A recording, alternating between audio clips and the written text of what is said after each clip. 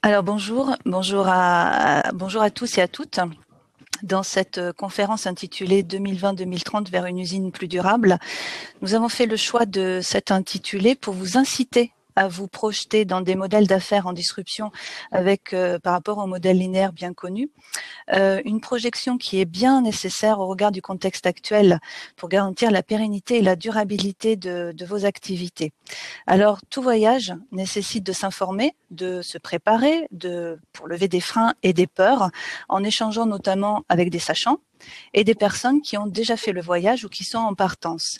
Alors, à nos côtés, pour ce voyage initiatique d'une petite heure, Pierre-Antoine Constantinides, qui est directeur général de France Manufacture, Benjamin Canaguier, qui est responsable éco-design produit chez Schneider Electric, et puis Robin Sellard, Grégory Richat, qui sont consultants associés chez OPO. Grégory Richat étant expert sur la thématique industrie durable. Alors Grégory, bonjour. On va rentrer tout de suite dans le vif du sujet. Une heure, ça passe très vite.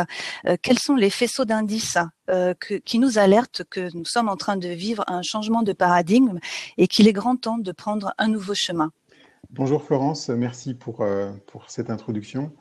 Alors effectivement, si on passe un peu de temps sur la transition et les enjeux de la transition vers une industrie durable, d'abord, c'est intéressant de prendre un peu de recul et de regarder un petit peu, pas forcément sortir du rebond quelques instants et de la crise sanitaire pendant quelques instants pour regarder un peu qu'est-ce qui va se passer ou quelles sont les questions qu'on a en tout cas à ce stade pour les 10 prochaines années.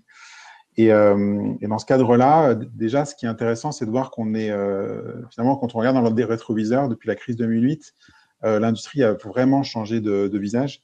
Donc, on appelle ça un peu les années recovery, parce que déjà, on se rapproche des niveaux de production proches de 2008. Donc, on a mis presque 10 ans pour retrouver des niveaux de production. Mais entre 2008 et maintenant, l'industrie a radicalement changé. On est le 4.0 a émergé. On recrée de l'emploi industriel alors que c'était plus arrivé depuis 20 ans. Et on a des politiques industrielles et des régions qui sont beaucoup plus renforcées qu'en 2008 avec beaucoup plus de cohérence. Donc ça, c'était juste avant la crise sanitaire. Et si on regarde, donc on était plutôt sur une superbe tendance. Et quand on regarde le chemin qui vient, il est très très incertain. Et il est très incertain sur les trois volets que sont l'économie, l'environnement et la société. C'est-à-dire qu'à la fois, côté économique, on a des grosses fragilités sur les supply chains, on a des secteurs qui sont très, très impactés, comme l'aéronautique, mais d'autres aussi, on voit des entreprises qui sont, elles, en pleine bourre, quoi, en pleine croissance. Il y a du luxe. Moi, on travaille pour des PME qui sont dans l'emballage, qui ont capté des marchés des Chinois et qui sont obligés de bosser en 3-8 alors qu'avant, ils étaient en 2-8. Donc globalement, on a des situations très contrastées. Il y a toujours un besoin de mutation très fort de l'industriel avec la révolution technologique. Et en même temps, on a ce plan de relance ambitieux. Donc, on a à la fois des signaux qui sont qu'on peut rattraper beaucoup plus vite qu'en 2008. Il y a des énormes opportunités, mais il y a des secteurs qui sont très, très, très durement touchés, puis avec une crise sanitaire économique qui s'étire et dont on va voir les conséquences progressivement. Côté environnement, c'est aussi quelque chose qui est beaucoup plus fort depuis 2-3 ans, qui monte très très fort dans l'industrie. On parlait d'industrie 4.0 il y a 2 ans. Maintenant, on parle toujours d'industrie 4.0 et de transition écologique. C'est toujours accolé, avec un secteur qui peut faire beaucoup, puisque une grosse part des gaz à effet de serre provient de l'industrie. Il y a un impact de l'industrie sur l'environnement et nos modes de consommation qui est de plus en plus visible, en fait, et qui met la crise écologique un peu au cœur des stratégies industrielles de plus en plus, et des réglementations qui ont tendance à disrupter les modèles. On parle de la loi AGEC ou de l'interdiction du plastique à usage unique ou de la fin des moteurs thermiques. Donc la réglementation va complètement bouleverser un par un, je dirais, les secteurs économiques dans les 5 ans. Et côté société, on a entre guillemets le monde d'après, en tout cas dans les entreprises, de nouveaux modes de collaboration, plus ou moins bien vécus avec le mode à distance, mais des équipes qui se rapprochent plus, avec beaucoup plus de transversalité dans d'autres entreprises. Il y a des inégalités sociales qui vont se creuser. L'année des Gilets jaunes, c'est 2019, donc c'est pas si loin que ça. Et la crise économique aussi va aussi pousser enfin, voilà, il y a aussi un impact de ce côté-là. Et puis, il y a aussi une génération climat qui a émergé depuis 2-3 ans et qui bouleverse aussi, on parlait de la génération Y ou Z qui voulait avoir des responsabilités, etc. Maintenant, en entretien, il y a des questions autour de que fait l'entreprise pour l'environnement, est-ce que c'est du greenwashing ou pas, et qui questionne beaucoup aussi les modèles. Donc, on a à la fois voilà, c'est beaucoup de sujets qui sont en mutation. Et du coup, c'est un peu la boule de cristal pour savoir quelle industrie on aura en 2030. Ce qui est sûr, c'est que ce sera une industrie qui si elle n'embrasse pas ces 3 sujets-là, mais vraiment entièrement, il y a peu de risque de passer toutes ces vagues-là, quoi. Donc, on espère tous que une industrie française forte et régénérée, mais pour réussir, il va falloir aller au-delà du profit habituel et intégrer des notions plus larges et donc avoir des ambitions qui se renouvellent. Très bien, Grégory. Donc le constat est clair, il est posé, mais quand même, bon, on est entre nous. La plupart des industriels ont bien conscience de cet état de fait, et ils ont bien conscience qu'il faut œuvrer sur ces différents leviers pour réduire leur empreinte environnementale et améliorer en fait leur démarche sociétale et garantir une performance économique durable dans le temps. Donc, est-ce à dire que les actions qui sont aujourd'hui entreprises sont insuffisantes ou mal ciblées sur leur supply chain? Alors, par rapport à ces questions, j'avais un deuxième schéma à vous proposer. En fait, la réponse, toutes les actions qui ont été faites depuis 10 ans sont bonnes. C'est-à-dire que l'industrie, il y a 10 ans en France, n'était pas compétitive. Elle est toujours en rémission, enfin en train de se transformer, mais il y avait vraiment un besoin de regain de compétitivité et de redorer l'industrie en France, parce qu'on était dans le faiblesse. Maintenant, on reparle du Made in France, de réindustrialiser. Ça, c'était des mots, c'était complètement archaïque il y a encore 10 ans. Donc, tout ce qui a été fait sur les chaînes de valeur, c'est bon. Par contre, les modèles aujourd'hui qui sont linéaires, qui sont restés linéaires, par rapport aux enjeux qu'on a cités précédemment, sont insuffisants. Enfin, les modèles sont fragiles. Et donc, ce qui a été fait est bien, mais ça reste qu'une étape, en fait, même avec l'apport du 4.0. Alors, pourquoi on dit ça? C'est si on regarde ce qui a été fait depuis une dizaine d'années pour redorer l'industrie, la French Fab, etc. Tout a été très, très, très fortement concentré sur le cœur d'usine. Et on en avait besoin, donc il n'y a pas de regret là-dessus. Mais ça a été le 4.0, travailler sur la performance énergétique, toutes les démarches de RSE qui ont été mises en place ont essentiellement concerné le cœur d'usine. Tout ce qui est autour de la chaîne de valeur amont, donc de l'extraction, on est resté sur des chaînes de valeur très globales, ont été faiblement transformées. Et tout ce qui concerne la chaîne de valeur aval, qui va jusqu'à l'usage et donc les business models, a aussi été faiblement transformé. On est quand même sur des modèles économiques qui restent assez classiques, quoi. À part quelques exemples encore trop rares, on en reparlera tout à l'heure, de Michelin qui fait l'économie de la fonctionnalité, ou Schneider électrique, ou encore France Manufacture qui va nous témoigner tout à l'heure de ses approches de business model. Mais globalement, on reste sur des modèles très linéaires. Et en fait, les grandes faiblesses qui restent aujourd'hui, c'est que il y a un chiffre qui est, alors tous les industriels n'ont pas en tête, tous les ingénieurs le n'ont pas non plus, mais c'est que quand on regarde l'empreinte environnementale d'un industriel, le cœur d'usine représente 5% de son empreinte. Très rarement plus. PSA, 1% de son empreinte environnementale, c'est ses usines. Tout le reste, il y a 80%, c'est les voitures qui roulent, donc c'est l'usage, c'est la création de produits qui polluent, et les 15 ou 18% qui restent, c'est les ressources utilisées en amont. Valrhona qui fait du chocolat, 80% de son empreinte environnementale, c'est la déforestation liée à la culture du cacao. L'usine, en tant que telle, c'est 1% de son empreinte environnementale.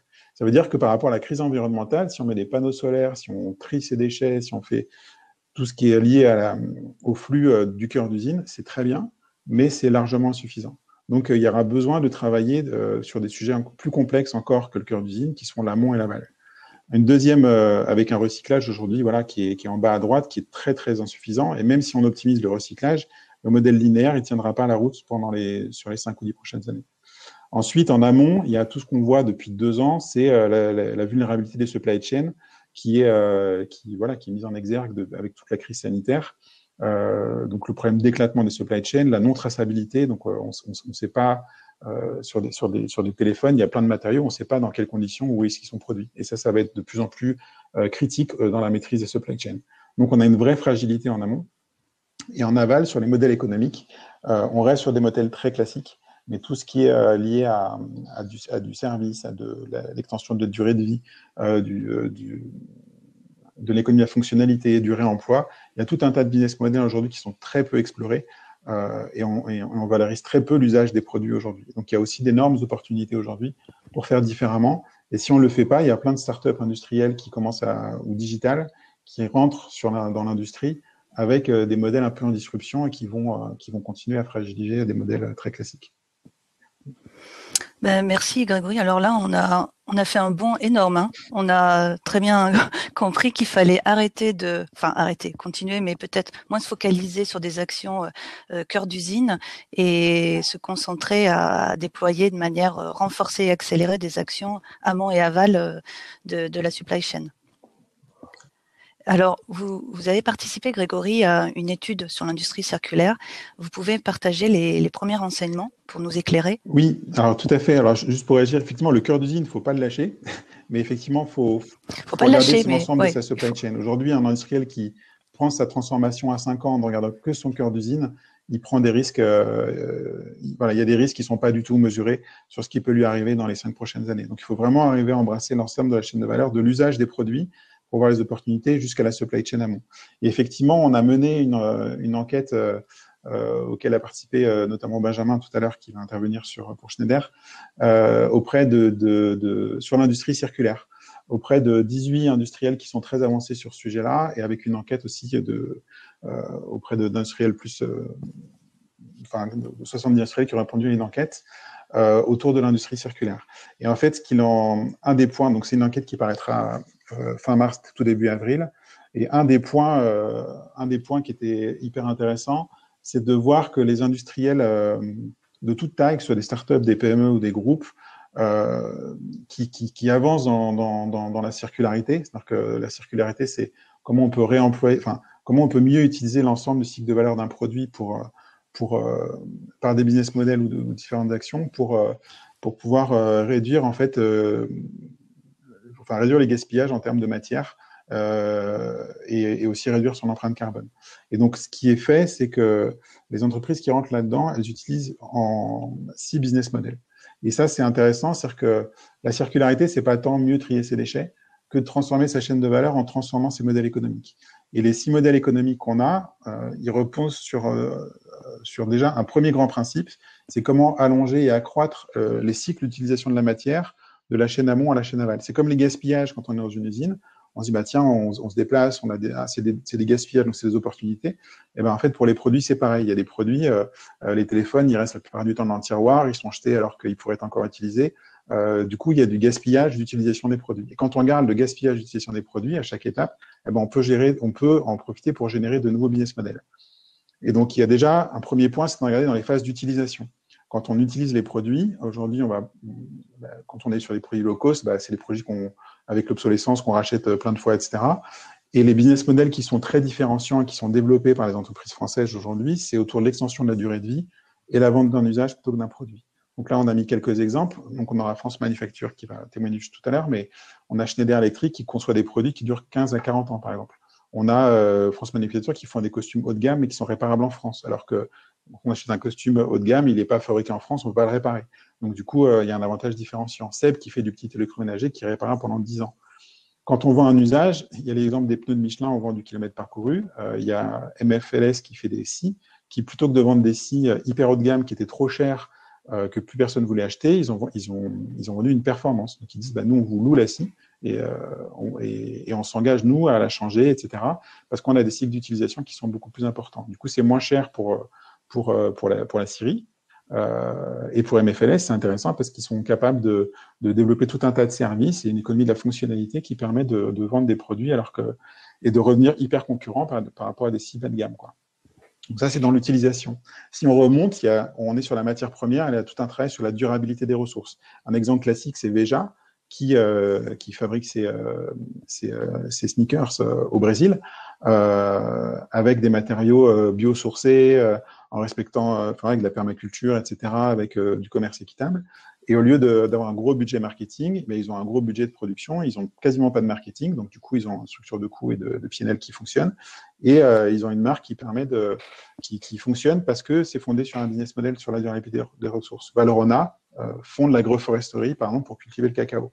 Donc, il y a d'autres façons de faire qui vont demain dire, moi, j'achète ce cacao-là parce que je sais que il n'y a pas des enfants qui bossent, que les cultures sont hyper bien travaillées, que ça régénère les sols et qu'on déforeste pas à gogo, quoi. Donc ça, on est sur l'amont. Et quand on regarde sur l'aval, il y a tous les cycles de régénération, qui est de comment on réemploie des produits. Donc comment on est sur du marché de la seconde main dans du B2C, mais aussi dans du B2B.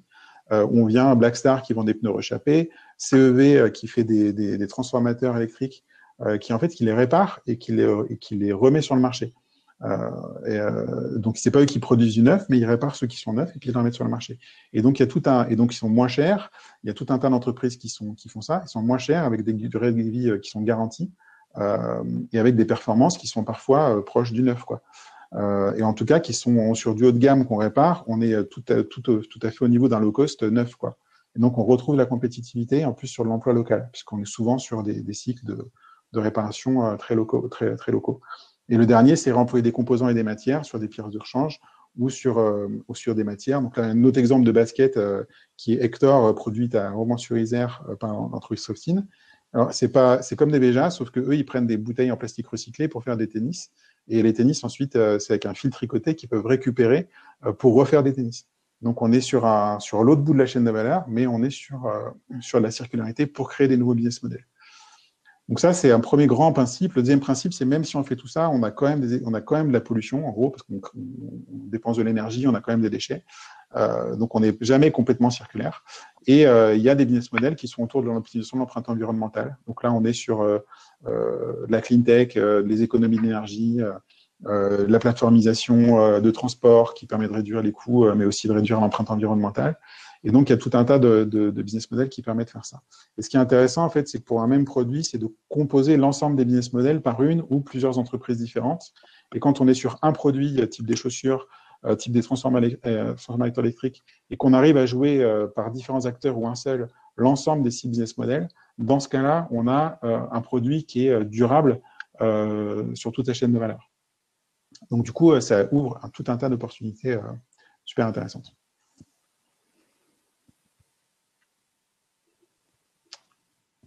Et voilà, donc je vais vite, mais les opportunités, c'est au centre, il y a les business models, parce qu'on arrive à créer de la valeur de façon innovante et différenciante par rapport à des business models classiques. Et donc, ça permet vraiment de cultiver la relation client différemment, de se positionner par rapport à du low-cost de façon différente. Et donc, ça apporte un renouveau de création de valeur qui est vachement utile aujourd'hui en phase de crise et permet de se réinventer alors qu'aujourd'hui, on est très, très, très contraint. Ça, c'est un premier point. En deux, c'est les modèles résilients, beaucoup plus résilients, parce que quand on est sur la circularité, on est sur du local.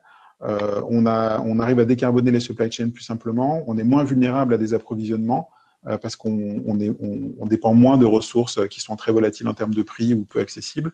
Et on connaît beaucoup mieux ces produits, ces matériaux, la réglementation et la demande client.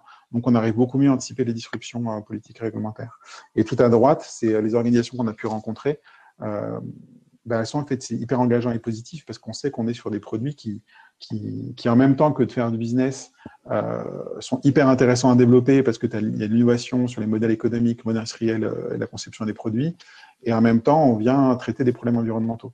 Et du coup, on vient créer très souvent de l'emploi local parce que tous les cycles de circularité, ça demande de faire de la logistique inversée, d'avoir du savoir-faire local pour réparer. Et donc, on est sur une économie du PIB local qui, du coup, on coche un peu toutes les cases de économie, environnement, société. Et les gens qui rentrent dans ce type d'entreprise, c'est hyper intéressant.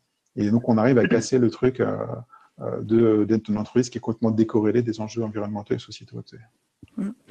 Alors merci Grégory, c'est vraiment toutes ces visions sont très attrayantes et stimulantes, mais quand même elles induisent du coup un processus de reconversion, de transformation qui génère certainement des interrogations et des peurs. Quels seraient vos conseils pour appréhender ce voyage de transformation et de mutation de son modèle? Oui, alors effectivement, c'est C'est là, quand on vient de dire, il faut mettre une tablette dans mon usine, alors que pour faire du pilotage, déjà, ça, c'est pas simple, mais là, tout ce que je raconte, c'est des transformations qui sont 360, quoi, dans l'entreprise. Donc, en fait, il y a déjà, nous, ce qu'on voit, alors ça, c'était une étude précédente, mais c'est que les PME ETI, déjà, elles sont, pour y arriver, il faut faire de l'éco-conception et revoir son empreinte carbone. Et c'est des leviers qui sont aujourd'hui très peu touchés. Il y a 20%, moins de 20% des PME ETI qui font vraiment de l'éco-conception et qui modifient leur empreinte, alors que c'est 80% de leur impact environnemental. Donc déjà, il y a des freins, il faut comprendre ces freins. Le premier point, c'est de comprendre à la fois quelle est mon empreinte, quel est mon impact, quel est mon potentiel, et de comprendre mes freins. Et les freins, ça peut être de la réglementation, l'histoire du changement dans ma boîte, le commercial qui ne veut pas faire du durable parce qu'il il a l'impression qu'il va vendre moins de produits. Donc, il y a tout où mes clients ne sont pas prêts, où ça coûte moins cher. Donc, c'est quoi ma rentabilité? Donc, il y a des vrais freins, en fait. C'est pas juste, c'est pas du greenwashing, quoi. S'il y a des vrais freins à lever, quoi, qu'ils soient techniques, de rentabilité, organisationnelle, etc. Donc, il y a déjà besoin de comprendre son potentiel, qu'est-ce qu'on pourrait faire, quels sont mes freins pour commencer pour commencer son voyage, pour reprendre votre image du voyage. Et après, il y a un autre point, c'est que nous, ce qu'on voit, j'essaie d'aller vite parce que je prends un peu de temps, mais ce qu'on voit en fait dans toutes les entreprises qu'on a pu croiser qui se sont lancées dans cette aventure, c'est que c'est des approches qui sont systémiques. C'est-à-dire que c'est pas j'ai rajouté un outil ou j'ai fait une analyse de cycle de vie d'un côté ou c'est bon, j'ai mon bilan carbone. Enfin, il y a trois grands cercles en fait qu'il faut prendre en compte et qui sont résumés là. Il y a un, c'est l'intention et l'impact. C'est forcément porté par un dirigeant. Changer les business models, changer une empreinte supply chain. Ça dépasse le directeur industriel qui va travailler son cœur d'usine, quoi. Donc, faut vraiment se poser la question de déjà, quelle peut être ma mission? Michelin, ils vendent plus des pneus, ils sont sur la durée, sur la mobilité durable. Donc, avoir une mission qui permet d'embrasser plus large et de stimuler l'innovation qui permet d'apporter des solutions qui intègrent la circularité et des solutions bas carbone. Donc ça, c'est le premier point. Et ça doit être forcément porté par un comité de direction. Ça ne peut pas être dans un RSE à côté d'un comité de direction. Ce n'est pas possible. Ensuite, une fois qu'on a compris ça, c'est l'approche systémique, c'est de tirer le sujet par les cases en grise qui sont un modèle circulaire. Donc, travailler ces business models à travers les 6 modèles qu'on a décrits. Quelle opportunité, moi, dans ma boîte, je peux faire? Est-ce que je peux aller vers de la durabilité de produits ou est-ce que j'ai un super savoir-faire technique, donc je pourrais vendre mes produits, mais mettre une offre aussi de réparation et de remise sur le marché? Donc, c'est à travers ces forces, développer des business models qui sont plus circulaires, plus décarbonés.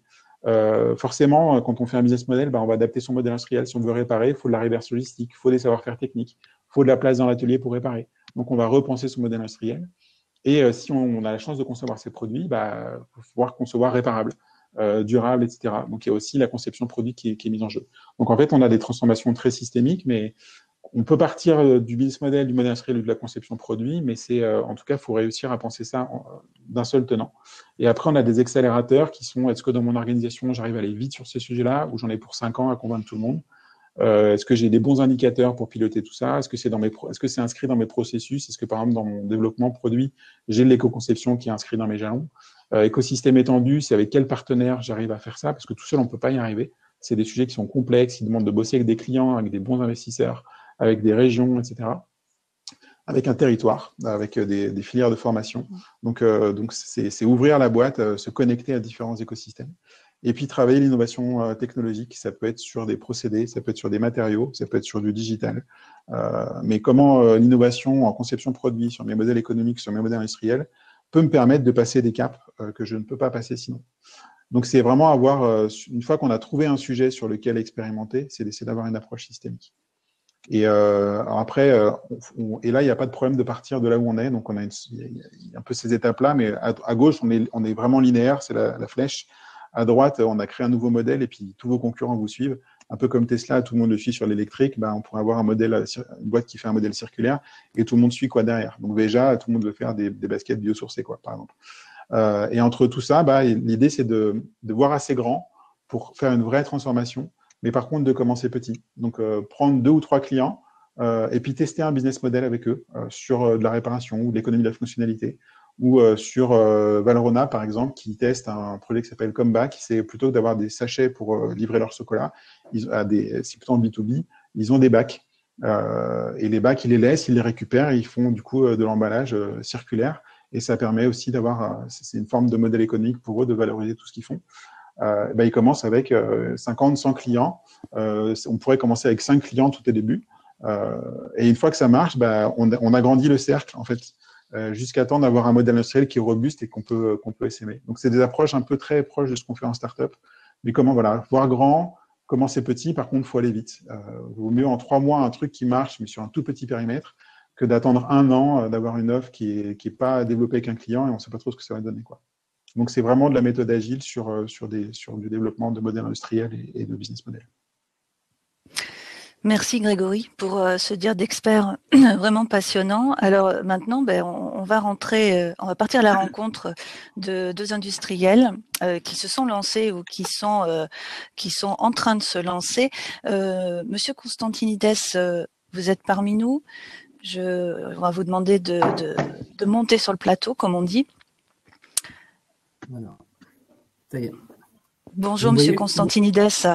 Alors, en brève présentation, vous êtes directeur général de France Manufacture, PME de 14, 15, maintenant 18 salariés, ça grimpe vite, je crois, sur Limoges.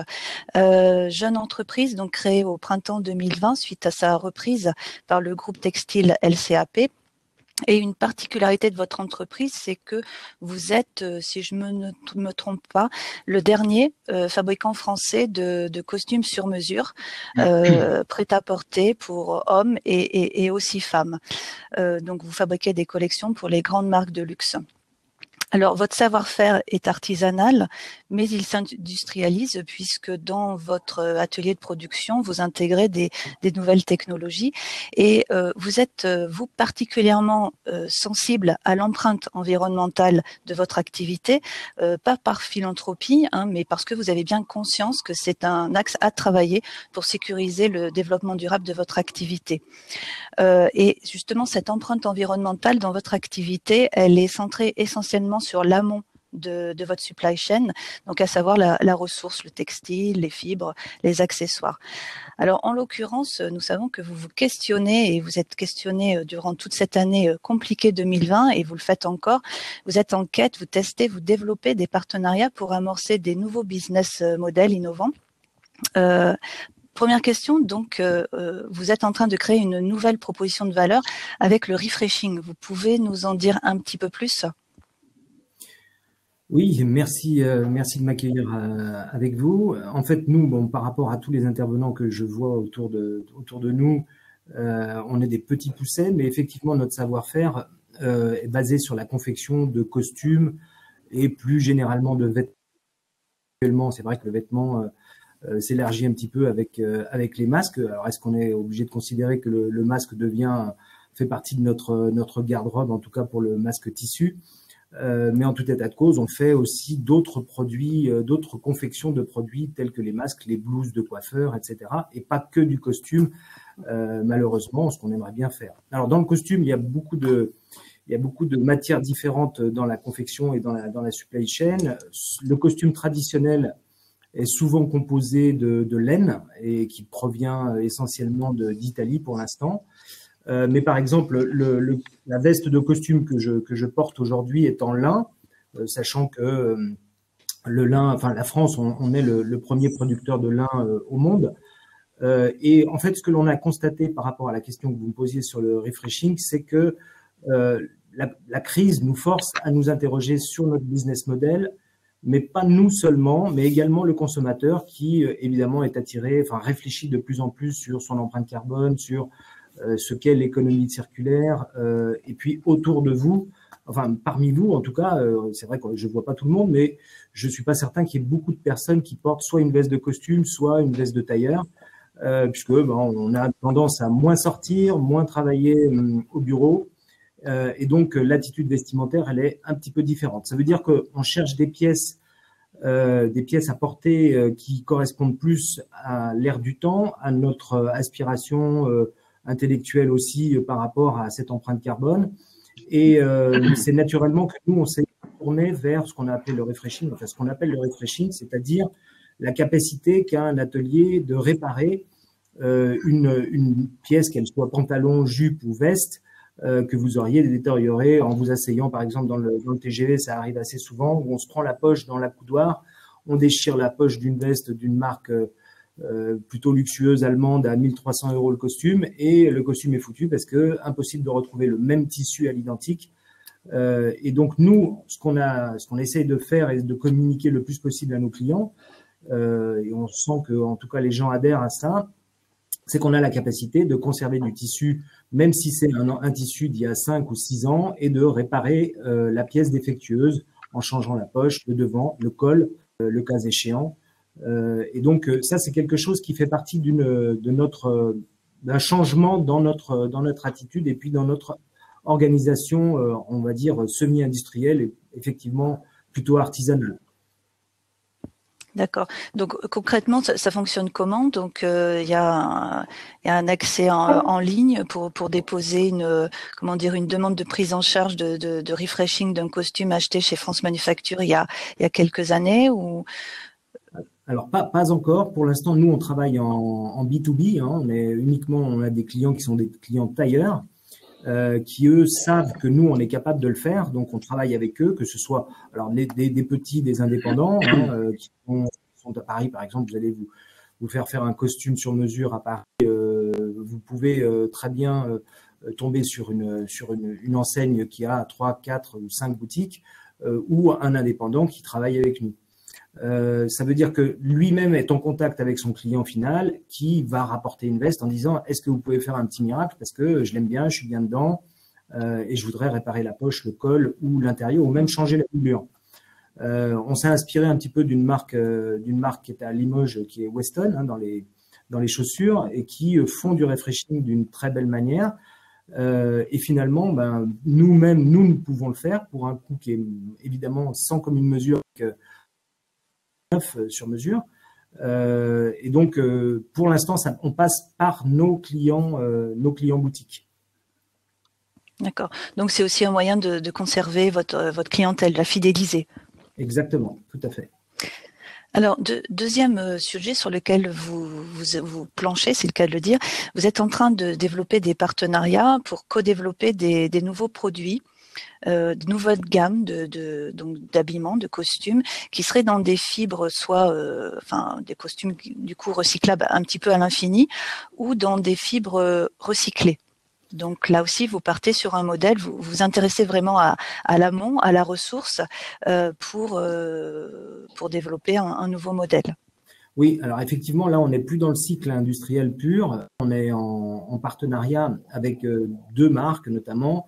Une marque que les gens connaissent plutôt pour le G3, qui est basée à Romans, qui se développe très très bien depuis 8 ans maintenant, et qui est qui est dirigé par Thomas Uriès, qui est, on va dire, un des précurseurs dans le France de jean en tout cas.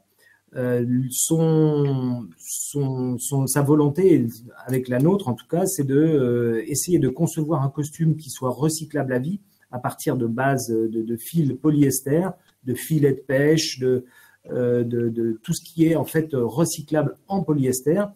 Et pour l'instant, on a terminé deux blazers, un blazer homme et un blazer femme, en fibre recyclable à vie. Alors toutes les pièces composantes de la veste, du blazer, est recyclable. C'est ce qu'on a appelé le tissu infini. Y compris les boutons, les pièces intérieures, etc., les épaulettes, le cas échéant. Et donc, même pour 1083, en tout cas, ils envisagent de pouvoir récupérer le costume ou la veste, une fois que vous l'aurez porté, et puis vous en revendre un neuf en déduisant le prix de reprise de la veste ou du costume. Donc ça, c'est une démarche que l'on fait avec 1080. D'autres marques se penchent de plus en plus sur ce procédé. Je peux citer Agnès B qui vient de nous solliciter pour travailler sur un costume de voyage, mais beaucoup plus, là aussi, recyclable, et s'intéresse de plus en plus à réduire au maximum l'empreinte carbone et cette capacité que l'on aurait à travailler sur la façon de soit rafraîchir le produit lui-même, soit le recycler complètement. Très bien, donc vous anticipez quand même les demandes de vos clients en développant ces partenariats avec des acteurs français. Et quel est le sentiment de votre entreprise, vos collaborateurs ça leur change parce qu'ils vont travailler d'autres matières, d'autres produits. Voilà, exactement. Alors c'est vrai que quand on a l'habitude de travailler des matières plutôt entre guillemets un peu nobles comme la laine, voire le tweed, des tissus qui soient comme le tweed, c'est des tissus français hein, pour des grandes marques de luxe. C'est vrai que c'est une façon d'aborder le problème d'une manière totalement différente parce que dans ce style de produit que l'on se veut être plus commercialement abordable, il faut qu'on ait au niveau industriel des machines et des automates de confection qui nécessitent moins d'intervention humaine, mais aussi beaucoup plus d'adaptation aux outils de confection, c'est-à-dire par exemple le patronage que l'on aura sur une veste en laine n'est pas le même que sur celui d'un blazer en tissu recyclable, en polyester recyclable. Donc, ça veut dire adapter et nos machines et nos manières de travailler, changer un petit peu la chaîne de fabrication. Mais en tout cas, tout le monde est conscient qu'il faut qu'on se dirige vers ce style de produit à l'avenir, tout en conservant évidemment notre clientèle de base et notre savoir-faire de base. Puisqu'effectivement, comme vous le disiez au démarrage, en préambule, on est maintenant le dernier des Mohicans à faire des costumes sur mesure en France et de série. Donc, toute dernière question. Ce chemin que vous prenez vers ces nouveaux business models vont induire une croissance que vous espérez à quelle hauteur pour France Manufacture? C'est difficile de dire parce que effectivement, il y avait tout à l'heure, je sais plus qui, je sais plus si c'est Grégory qui montrait une sinusoïde par rapport à la crise de 2008, puis celle de 2020, etc. Bon, là, effectivement, bien heureux celui qui peut dire où on en sera en 2030.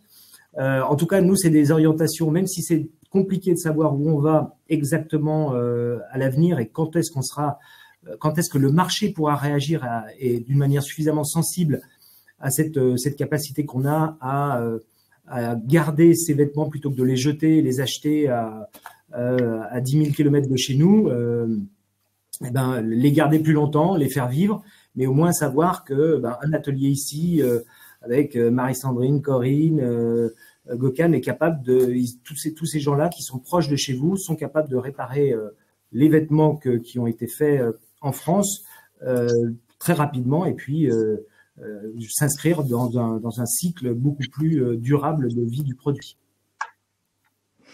Bien, écoutez, merci Monsieur Constantinides, c'était très clair. Effectivement, vous êtes en train d'amorcer ces changements pour assurer une belle vie à France Manufacture. Maintenant, nous accueillons Benjamin Canaguier. Bonjour Benjamin, donc vous êtes responsable éco-design produit chez Schneider Electric. Donc Schneider Electric, un groupe industriel français à dimension internationale. Alors, on vous voit pas, Benjamin. Je ne sais pas si vous êtes connecté. On vous a aperçu tout à l'heure. Oui, bonjour Benjamin. Bonjour. Donc voilà, je disais, vous êtes responsable éco-design produit chez Schneider Electric. Schneider, donc là, on n'est pas tout à fait dans la même dimension que France Manufacture, donc environ 135 000 salariés à travers le monde. Là, par contre, là aussi, deuxième différence avec France Manufacture, vous, là, vous êtes pas dans les balbutiements chez Schneider Electric, ça fait de très nombreuses années que vous avez transformé et vous continuez à transformer vos modèles. Et vous avez identifié que l'empreinte environnementale chez Schneider provenait de l'usage que l'on faisait des produits, de vos produits, c'est-à-dire l'aval. À l'inverse, chez France Manufacture, nous venions de voir, c'était l'amont de la supply chain. Donc, depuis une vingtaine d'années, vous œuvrez sur la durabilité des produits et la vente de leur usage. Alors, Benjamin, pouvez-vous nous donner quelques exemples et nous expliquer en quoi l'outil d'éco-conception contribue à cette transformation a contribué et continue à contribuer à cette transformation de modèle. Oui, bien sûr. Donc, bonjour à tous, merci à vous de me recevoir ici. Donc effectivement, donc chez Schneider Electric, donc on est leader sur la gestion de l'énergie au sein de différents segments, soit le bâtiment, les fournisseurs d'électricité, les centres de données. Et donc notre raison d'être, on va dire, c'est vraiment de permettre à chacun de tirer le meilleur de son énergie et de ses ressources en conciliant le progrès et le développement durable. Ce qui n'est pas forcément à la mode de pouvoir mettre les deux ensemble. Pourtant, c'est le pari qu'on essaie de faire depuis maintenant près de 2 décennies. Et pour ça, on a notre allié indispensable, c'est à la fois les services numériques. Donc, on essaye d'intégrer systématiquement dans nos technologies liées à l'énergie, aux automatismes, et ça passe par une connectivité de nos produits, la mise à disposition de plateformes de contrôle au niveau local et un système de gestion par des services et des logiciels pour pouvoir suivre l'ensemble de cet écosystème qui permet d'aller vers plus d'efficacité. On veut pouvoir être le partenaire en fait digital des services de développement durable pour partout dans le monde et pour tout le monde. Et c'est vrai que pour ça, l'implication locale est primordiale, donc, et notamment dans la région sud-ouest, donc Occitanie et Grande-Aquitaine, où on a près de 7 sites de fabrication à Chasseneuil-Poitou, à Limoges, à Angoulême. On a 2 usines et on a également un maillage important en termes de bureaux et de ventes qui peuvent aussi accompagner nos clients locaux. Et nos patrons se plaisent souvent à dire qu'on a l'ambition d'être la plus locale des compagnies globales. Donc ça, je pense que c'est un point extrêmement important dans le cadre de l'économie circulaire, qui est le sujet d'aujourd'hui, de se dire il y a forcément un besoin d'implication territoriale, même si on est très gros. Donc effectivement, dans cet objectif de réduire notre empreinte carbone et l'empreinte carbone chez nos clients, la phase d'usage, c'est le plus important. Concrètement, je donne juste un ordre de grandeur. On réalise tous les ans notre bilan carbone. Près de 400 000 tonnes de CO2 sur l'ensemble des activités, nos sites de fabrication, nos propres bureaux. Près de 8 millions de tonnes, donc un facteur 20 sur nos matériaux et toute notre chaîne d'approvisionnement.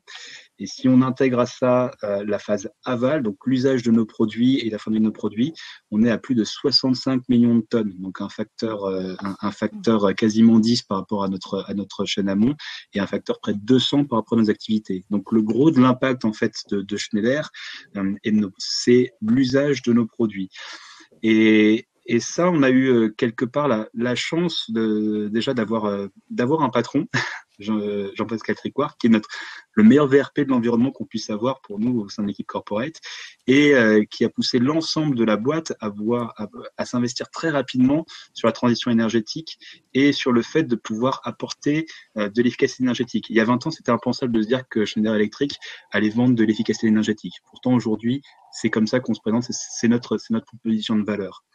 Et donc, pour pouvoir atteindre cette efficacité énergétique, ça passe par plusieurs choses. D'un côté, travailler sur de l'éco-conception, vous l'avez mentionné Florence, de nos produits. Comment est-ce qu'on peut faire pour que génération de produits, après génération de produits, nos produits consomment moins, soit de manière directe, soit réusent au maximum par effet Joule. Est-ce qu'il faut mieux travailler sur la mise en place de contacteurs en cuivre ou en aluminium. Donc voilà, on sait que le cuivre peut avoir un impact carbone plus fort en phase de fabrication. Par contre, il va limiter l'effet Joule. Donc là, c'est tout un système de réflexion et de consensus à prendre, de choix à faire pour pouvoir aller dans le sens d'une empreinte environnementale réduite. Et donc ça, c'est un premier élément. On était bien sûr poussé aussi par des directives, pour directives européennes, les directives Energy Related Product ou éco-conception qui nous permettent d'avancer, mais on essaie d'aller systématiquement au-delà et d'intégrer de manière systématique l'éco-conception dans le développement de nos produits. Donc ça, c'est un premier point, travailler sur l'efficacité énergétique. Après, on se rend bien compte aussi que si on arrive à augmenter la durabilité de nos produits, quelque part, on va amortir aussi la matière et on va optimiser l'énergie. Donc, du coup, on a développé des offres de produits qui vont être plus durables par leur conception, plus compactes aussi, mais aussi plus facilement maintenables ou réparables. C'est-à-dire, on peut mettre en place des services de maintenance préventive, de réparabilité pour prolonger la durée de vie de nos clients de nos produits chez nos clients, donc sur durée de vie qui vont être accrues. Donc des produits comme certaines cellules de branchement qui avaient des durées de vie estimées de 20 à 30 ans, on a été capable de multiplier jusqu'à par 2 leur durée de vie estimée par la mise en place de maintenance préventive et aussi de services de réparabilité. Donc tout ça, ce sont des éléments qui nous permettent d'aller vers plus d'efficacité énergétique et matière. On a aussi mis en place des services qu'on appelle d'éco-fit, où plutôt que de changer tout un produit, on peut en changer uniquement une partie active. Donc plutôt que de changer une armoire entière de disjoncteurs, on va être en mesure de changer juste la partie active du disjoncteur ou la partie contacteur, par exemple. Ce qui nous permet de pouvoir optimiser la matière et aussi de réduire un peu la contrainte de coût sur nos clients. Donc tout ça passe par une mise à disposition de toujours plus de services. Et pour mettre du service, on a besoin d'une implémentation locale qui nous permet de pouvoir fournir le bon niveau de service à nos clients et donc d'étendre la durée de vie et d'assurer que nos produits sont utilisés dans de bonnes conditions, puisque la plupart de nos transfos et génère beaucoup d'énergie consomme beaucoup d'énergie par effet Joule. On se rend compte si on a une connectivité accrue, qu'on peut suivre en temps réel la consommation, on peut voir s'il y a des crêtes de consommation. Souvent, c'est juste l'histoire d'une vis de serrage qui a été mal serrée et qui génère plus de fuite et plus d'effet Joule. Donc, si on est en mesure de pouvoir faire de la prévention sur ces systèmes et de mettre des services de contrôle et de maintenance pour pouvoir juste assurer que la vis est toujours serrée au bon moment, on peut avoir des efficacités énergétiques qui sont multipliées par 3, 4, 5. Donc, c'est avec des facteurs assez énormes. Donc, la mise en place de l'éco-conception au niveau des produits, mais aussi des services associés qui permettent de prolonger la durée de vie et d'optimiser l'efficacité, on estime que, selon les offres, bien sûr, on peut atteindre entre 5 et 60% d'efficacité énergétique et matière, et donc de réduction de bilan carbone ou de bilan environnemental sur ces produits-là. Après, en parallèle, on a aussi travaillé sur la façon dont on pouvait créer de nouveaux modèles circulaires en intégrant des offres de reconditionnement, des offres de valorisation des produits en fin de vie. Et ça se traduit par des centres d'excellence pour favoriser le reconditionnement, notamment de batteries dans certaines de nos offres qui intègrent des batteries plomb puis maintenant lithium-ion. De façon à pouvoir valoriser au maximum la matière et aussi à prolonger encore une fois la qualité de service qu'on peut fournir à nos clients et à nos utilisateurs. Donc on travaille sur plusieurs dimensions. Donc produits sur l'usage, les services en phase d'usage et aussi après sur les services en phase de fin de vie pour l'ensemble de nos solutions. D'accord, très bien. Alors bon, donc c'est très clair, on comprend bien que le modèle linéaire, ça fait longtemps que Schneider l'a oublié. Donc vous êtes toujours en phase de travail sur ces différents modèles en fait circulaires. Comment vous faites pour toujours avoir cette longueur d'avance par rapport à des demandes clients que vous imaginez peut-être, que vous suscitez, je sais pas, et aussi en avance de phase aussi sur la réglementation? À part avoir effectivement un dirigeant, un patron, comme vous l'avez dit, visionnaire et exemplaire, bon, ça fait beaucoup. Et il faut un capitaine de bateau qui a cette vision et qui la partage. Mais comment êtes-vous structuré? Comment arrivez-vous à toujours avoir cette longueur d'avance?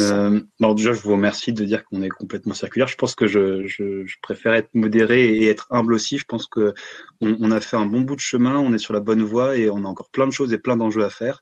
On vit quand même, je pense, même si aujourd'hui c'est l'économie circulaire, on vit quand même dans un monde qui est principalement linéaire. Donc, il y a encore beaucoup d'enjeux qu'on doit affronter. Mais c'est très excitant de pouvoir le faire et de pouvoir le faire dans une boîte comme Schneider en tout cas. On essaie de pouvoir contribuer. Donc, même au niveau des offres Schneider, je pense qu'on peut toujours faire mieux en termes de circularité. Je pense peut-être que le premier point, c'est justement de se dire qu'on n'est jamais arrivé et que du coup, on a toujours besoin d'aller au-delà. Et c'est vrai que le top management nous pousse. Alors, certes, on a Jean-Pascal Tricoire, c'est très bien, mais je pense que c'est l'ensemble en fait du leadership Schneider qui a vraiment pris aussi à bras le corps le sujet de la transformation, dans la transition énergétique et de la transformation digitale. Moi, je lis souvent tout le temps les deux, et faire en sorte que ce soit un réel enjeu de business qui soit implémenté dans toutes les dimensions de l'entreprise. Et donc ça, c'est des paroles, c'est des engagements. C'est des engagements, ça fait plus de 15 ans que nous éditons tous les 3 ans des baromètres développement durable dans lesquels on intègre des indicateurs de performance qu'on suit. Et surtout, on va dire, ça fait plus de 10 ans qu'on a intégré cette performance environnementale dans la rémunération de tous nos dirigeants. Ça accélère beaucoup. Et je pense qu'on est toujours, il faut donner de l'incentive, en fait.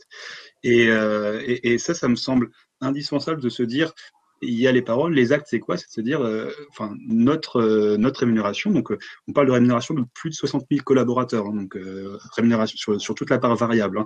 Donc, ça peut monter, ça peut atteindre des sommes qui sont significatives. Donc, qui vont faire que le mid-management, plus que le top management, ils sont convaincus, hein, mais que le mid-management et toute la hiérarchie, en fait, va s'attribuer, en fait, ces engagements et va faire en sorte de mettre de ressources, parce qu'il ne faut pas se leurrer, si on veut arriver à des résultats sur l'économie circulaire, on a besoin de gens, en fait, qui vont devoir travailler.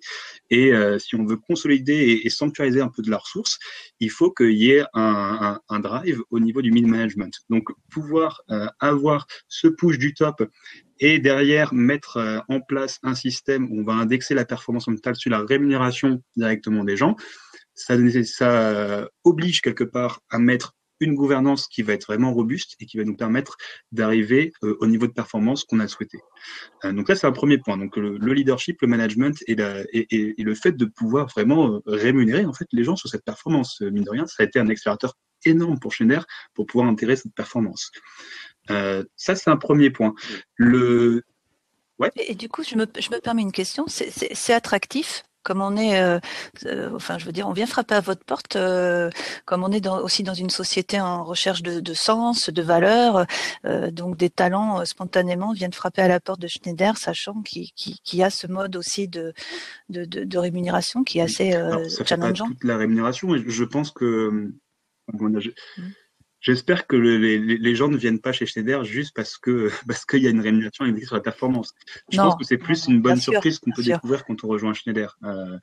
Mais effectivement, je pense que on est une industrie pour laquelle finalement le changement climatique, les enjeux environnementaux représentent peut-être plus une opportunité qu'un risque, parce qu'on est vraiment à l'interface de la transition énergétique, on fournit de l'efficacité énergétique, donc pour nous, il y a un vrai enjeu de pouvoir faire en sorte que nos offres, nos produits peuvent apporter de la décarbonisation à nos clients. Et donc ça, c'est attractif. Je pense plus que le fait qu'on ait une rémunération variable axée sur la performance de développement durable.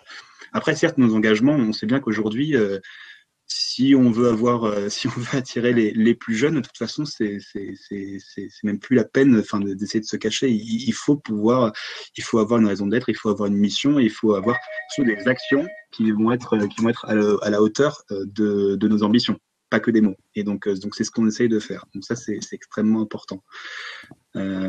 Sur les drivers, après, donc le top management, c'est important. Le deuxième point qui me semble indispensable, c'est que on a besoin des outils digitaux, on a besoin de la digitalisation, on a besoin de la numérisation, tout du moins pour la taille de notre entreprise et pour les challenges qu'on cherche à accomplir, parce que on parle de transformation circulaire, elle est indissociable pour moi de la transformation numérique, dans le sens où si on veut faire en sorte de travailler sur l'efficacité, d'avoir des flux d'échange de matière, d'avoir des écosystèmes, de pouvoir gérer en fait ces problèmes systémiques dont parlait Grégory tout à l'heure. En fait, on a besoin d'avoir une quantité d'informations et de pouvoir l'analyser de façon assez rapide. Et pour ça passe par une digitalisation des pratiques et de l'information. J'ai besoin de connaître l'impact d'un produit, j'ai besoin de connaître l'impact ou les effets potentiellement rebonds aussi de la mise en place de certaines boucles de circularité. Et j'ai besoin de le savoir, parce que on va être challengé sur on met en place une action, on va toujours être challengé sur savoir est-ce que ça apporte vraiment un impact ou pas, de quelle intensité, dans quelle mesure, et comment est-ce qu'on va pouvoir le vendre derrière, parce que le marketing va toujours nous demander comment est-ce qu'on peut vendre aussi un modèle circulaire. Et ça, sans jeu de données derrière, c'est très difficile à faire. Donc, on va avoir besoin de l'information pour pouvoir créer des boucles de communication et pour pouvoir justifier en fait et donner corps aussi à nos modèles circulaires. et on va avoir aussi besoin de données, parce que nos propres offres, pour pouvoir apporter de l'efficacité, on a besoin de connaître les situations de nos produits chez nos clients et voir comment est-ce qu'on peut identifier des anomalies en fait de consommation et voir comment est-ce qu'on peut apporter des solutions et des services pour pouvoir répondre aussi à ces anomalies. Donc ça passe par de la connectivité, sachant que voilà, le numérique pour nos types d'outils, pour les outils de gestion de l'énergie, pour l'automatisme, on n'est pas forcément sur le digital qu'on peut avoir en tête, où on a des échanges des quantités monstres de gigabits liés au flux d'échanges vidéo. On est vraiment sur de la donnée brute, donc on n'est pas non plus, on cherche pas on reconnaît l'impact que le digital peut avoir, mais on va pas diaboliser cet outil. C'est un outil formidable pour pouvoir prendre en compte les transformations écologique et énergétique de demain. Donc ça, c'est très important de pouvoir vraiment embrasser au mieux les outils digitaux qui sont à nos dispositions pour pouvoir apporter de l'efficacité. Et le dernier point, donc j'avais le leadership, les digitaux, et le dernier point, en fait, c'est de la formation. Parce que, changer de business model, pouvoir aller vers une transition énergétique, en fait, c'est ni plus ni moins que de l'accompagnement au changement. Et ça passe par prendre du temps pour prendre les équipes de conception, les équipes de vente par la main, et puis les voir aussi gagner en autonomie, s'emparer du sujet. Sur les 6 derniers mois, mais je pense peut-être que la crise de Covid aussi a eu un effet, on va dire, d'accélérateur, mais avant, on allait chercher les gens, on essayait un petit peu de dire, allez, il faut développer des modèles circulaires, il faut faire de l'éco-conception. Maintenant, là, on a des sollicitations de partout, que ce soit des équipes de vente, de corporate, d'influence de la Commission européenne, des logisticiens, des gérants d'usines, et tout le monde nous sollicite et dit, on va aller faire plus. Donc là où avant, on était challengé par nos dirigeants, là, on est challengé par tous nos collaborateurs, et c'est super. Mais par contre, du coup, il faut prendre le temps de pouvoir les former, les accompagner, et au bout d'un moment aussi leur lâcher la main. Et ça, quand on est expert environnement, comme c'est mon cas, une fonction corporate, c'est pas toujours simple, parce qu'on a eu l'habitude d'être un petit peu le sachant. Il faut aussi apprendre à lâcher la main, à lâcher prise, et laisser les gens être responsables de leur propre destin écologique. Exactement. Voilà, responsable et s'engager. Donc là, on voit qu'on est dans une bonne dynamique, donc profitons-en. Bien, merci beaucoup pour ce témoignage très très riche, galvanisant. Alors, bon, on a eu effectivement 2 témoignages inspirants d'entreprises de secteurs différents, de taille d'entreprise, de taille aussi d'entreprises différentes. Donc, on comprend bien que chacun peut faire sa part, quelle que soit sa taille et son secteur d'activité. Il y a peut-être des questions, Robin, pour nos 2 chefs d'entreprise. Allô ? Oui, Robin. Alors, il n'y en a pas eu sur cette deuxième phase, il y en a eu sur la première, sur comment favoriser la prise de conscience des industriels, notamment TPE, PME, donc c'est plus pour voilà, mais donc, qui avait répondu en partie sur le fait de commencer petit, des choses comme ça. Je ne sais pas si tu veux oui, en fait, moi, je pense qu'il y a la prise de conscience, elle passe aussi par une prise de conscience des territoires qui accompagnent les PME et les ETI. C'est-à-dire que, par exemple, dans tous les programmes Industrie 4.0 auxquels OPO a beaucoup participé, il y a un très gros travail qui est fait sur le volet performance opérationnelle des nouvelles technologies et environnement, mais très cœur d'usine. Et je pense que d'arriver dans les prochaines années à faire évoluer les programmes en incluant la circularité en amont et en aval, comme on vient de le voir, je pense que c'est aussi un super levier pour accélérer la prise de conscience massive des enjeux. Donc, je pense que les territoires ont un rôle très important à jouer. Et puis après, je pense que des entreprises comme Schneider Electric qui tirent tout un réseau de fournisseurs, les chefs de file aussi, une fois que l'entreprise commence à être mature, forcément aussi va tirer les réseaux de fournisseurs, de sous-traitants, les partenaires, et créer une chaîne de valeur progressivement circulaire. Donc je pense que voilà, il y a plusieurs vecteurs qui peuvent tirer de façon un peu massive les prises de conscience. Ouais. Donc effectivement, alors pour conclure, parce que voilà, le temps passe très très vite, c'est un sujet passionnant. On aurait bien pris effectivement 2 heures de voyage au lieu d'1 heure. Effectivement, pour rebondir sur ce que tu dis, sur ce que vous dites, Grégory, côté territoire, côté région, donc pour industriels, vous qui nous écoutez, vous avez envie effectivement de vous pencher sur vos business models. Je vous invite à consulter le programme ou à vous intéresser au programme Usine Durable de la région Nouvelle-Aquitaine. Donc, vous voyez, pour toi anciennement, une petite adresse mail. Il y a aussi une conférence cet après-midi qui va détailler à la fois le programme et les différents parcours. Une conférence, je vous invite aussi à écouter attentivement la conférence de demain sur les ressources en tension entre vulnérabilité et opportunité pour l'industrie régionale, donc demain 13h30, qui fait un focus sur l'amont qu'on vient d'évoquer. Et Grégory, je vous laisse la main sur l'étude que vous êtes en train de finaliser, de marketer, pour qu'on puisse la lire avec plaisir voilà, à la fin du mois. Ce ne sera pas dans toutes les librairies, mais presque. Non, on est en train de finir effectivement une étude sur l'industrie circulaire auquel Schneider Electric notamment a participé, mais on a une vingtaine d'entreprises très avancées sur le sujet qui ont participé. Le thème, c'est pivoter vers l'industrie circulaire. Quel modèle, comment accélérer, et on fait ça avec l'INEC, qui est l'Institut national pour l'économie circulaire, qui est un think tank qui travaille depuis longtemps sur ces sujets-là. Et c'est à la fois, donc ça fera une étude d'une centaine de pages, donc c'est assez conséquent, mais qui décrit vraiment les modèles et qui a pour vocation d'aider les industriels à comprendre ces modèles-là, à pouvoir se les approprier. Alors Grégory, stop. Il nous reste, voilà, la conférence se termine. Merci vraiment beaucoup à tous.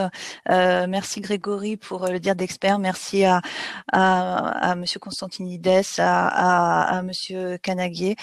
Et nous vous invitons à poursuivre cette réflexion, cette analyse en suivant les différentes conférences de Vive Industrie, et à proposer aussi, n'hésitez pas à poser des rendez-vous d'affaires et aller sur le site de la région pour plus d'informations. Merci Florence. Un grand merci à tout le monde.